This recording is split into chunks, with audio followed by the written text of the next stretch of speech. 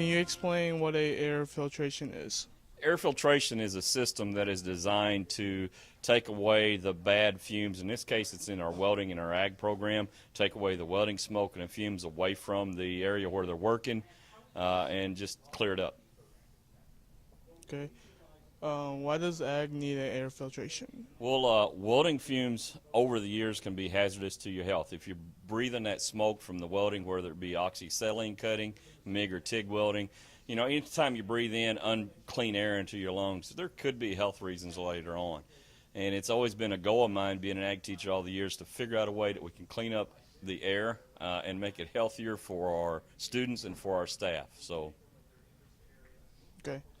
What company are you looking to purchase the system from? well, this is actually our second air filtration system. Last year was our guinea pig year with the welding technology program. And one of our local vendors, Ozark Gas out of Cape Girardeau, that supplies our welding equipment, they got us in contact with a company out of St. Louis, and it worked real well in the fact that their company rep was down here every week that we were in construction and installation of the air filtration system, giving us guidance. And I like being able to deal with people that's local, and to me, St. Louis is local. He can be down here in a couple hours to answer our questions or solve any problems for us, so it's a win-win for us.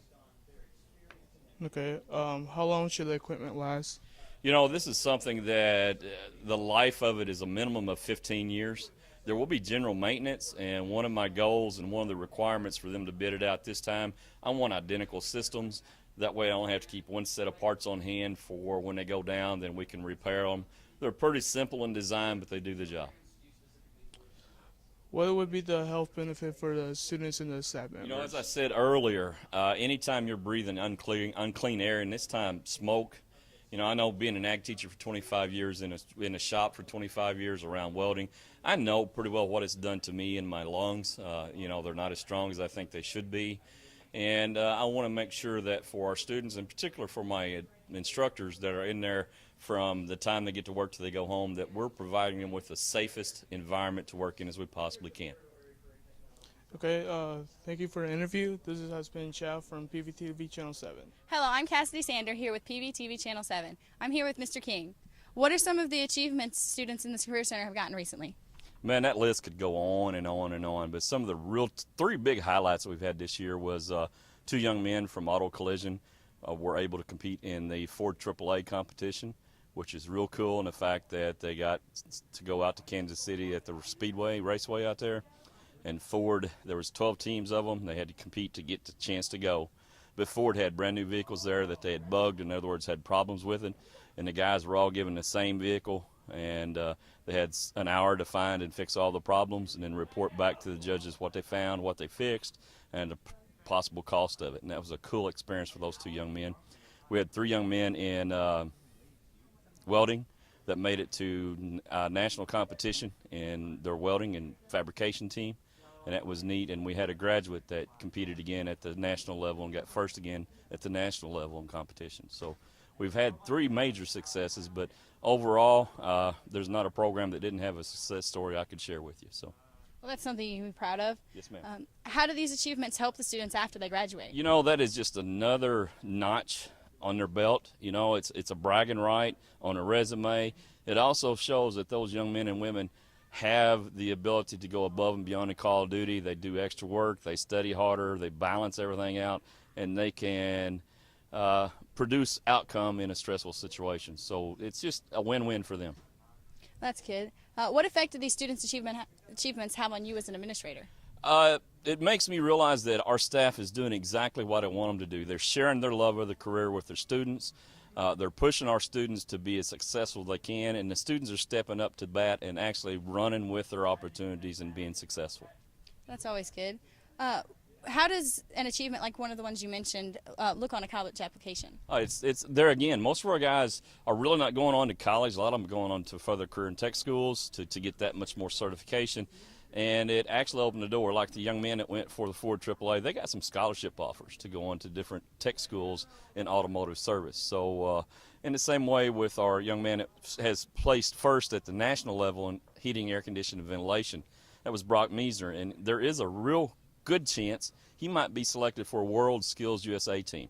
If he is selected, one of the major heating companies and air conditioning companies will take him in. They'll train him for about 6 months, and they'll pay his expenses, and I think it's to Germany to compete on the World Skills USA heating and air conditioning competition. So if he does get that, we're talking about a young man that grew up on a dairy farm. He's not the sharpest knife in the drawer, but he had a work ethic, all right?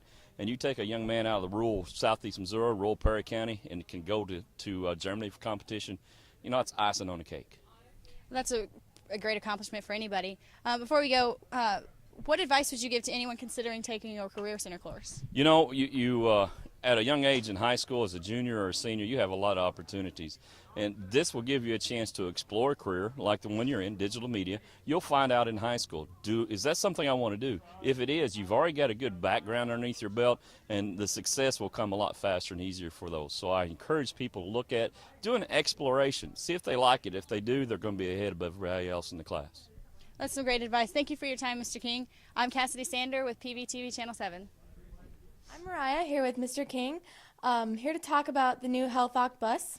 So how did HealthOc come to own the new bus? Well, every year we have to transport our health occupation students to clinicals. And the bus that we were using got so old, out of date, and basically wore out. We were spending too much money for repair and maintenance, so we got rid of it. And then Meyer Bus Line, Brad Mull, the owner, knew of our desired need. He had a bus he was going to trade in. It's a used bus, but it's a good bus. And he graciously donated it to the Career Center for the Health Occupations Program. So what do they use it for? It's primarily for transportation to and from clinicals. Our students have to spend over 100 hours in clinical time to qualify to take the Certified Nurse's Assistant exam, which is a CNA exam, which meant from January to May, 4 days a week, we were transporting students to the local nursing home or the hospital to get those clinical hours in. There was a time period there of about a year that we didn't have any way to transport them, so we had contracted out with Meyer Bus Line, and it was costing a pretty good chunk of money just to get them there, driving them 6 miles. Brad knew that wasn't physically possible or feasible anymore, and I think that's why he decided to give back to a program that has helped his kids along throughout their life too. What are future plans for your shuttling if you need to get a new bus? Well, the bus is in real good shape. It has a lot of miles, but not really. It's got 120,000 on it, but for a bus, that's not unusual. So, we're looking probably 5-10 years down the road that this bus will last us. You're running it 50 days a year, about 6 miles a day is all it's being run. We'll use it for some short trips for other groups and other organizations, but really it's in probably good enough shape. We are not really concerned about its life yet. We know probably as the earliest 5 years we'll have to look at something, and those are things we'll plan out every year and what we need to do. So what new opportunities does this give to the HealthOc students in regards to field trips or anything else like that? See, that opens it up for them. Miss Brown, the instructor, is a certified bus driver. She has all the legal license and everything required to do it. So it just opens them up freer to take trips. When they take a trip now, instead of having to rent the bus and hire a driver, all they've got to worry about is the fuel expense on the bus, so that's good. We're very fortunate, too, that the district supports us, and the fact that the district takes care of all the maintenance expenses and things like that for the bus. For travel to and from clinicals, the district's paying that bill, so that doesn't come out of the Career Center budget. So that's a win-win for us. All right, well, this has been Mariah with PVTV Channel 7. Hi, I'm Dylan here with Mr. King, and we're going to talk about what Mr. King does here at the Perryville High School Career Center. So, Mr. King, I hear you're involved with construction technology. Yeah, construction technology is one of the programs we have here on campus at the Career Center. In this particular overview of the program, our students are given the opportunity to develop the skills necessary to take a house from the ground up to the very finished product. It's very interesting. Are you guys currently working on anything? Yeah, we're working on a house over on the Polo Run estate area, and 90% of all the outside work is done. We'll have all the outside work done before the weather gets bad, and then the students will move into the inside where they'll work on various activities as far as construction of the home. And how long have you been working on that, and when do you expect it to be done? This home, we're starting our second year on this home, and we hope to be done by the end of this school year where we can put the house on the market. We are not as concerned about speed as we are quality, and also getting the skills developed by the students to make them successful on the job. Okay, and do you have any good ideas for the future? As far as homes, this is something that we will continue to do. We're very fortunate that this district supports the construction trades program. The district buys the lot. They provide all the money to construct the home, and then we put it on the open market when it's done. And we've been very fortunate that each home was sold fairly easily. Actually, the last home we finished, within a month of completion, we had it on the market and it sold. So that was exciting for us. We're not as worried about making money, but if we do make money, all that goes back into the next house, buying the lot and securing all the materials and everything like that. So we're fortunate that we've got a Board of Education that is very supportive of our construction program.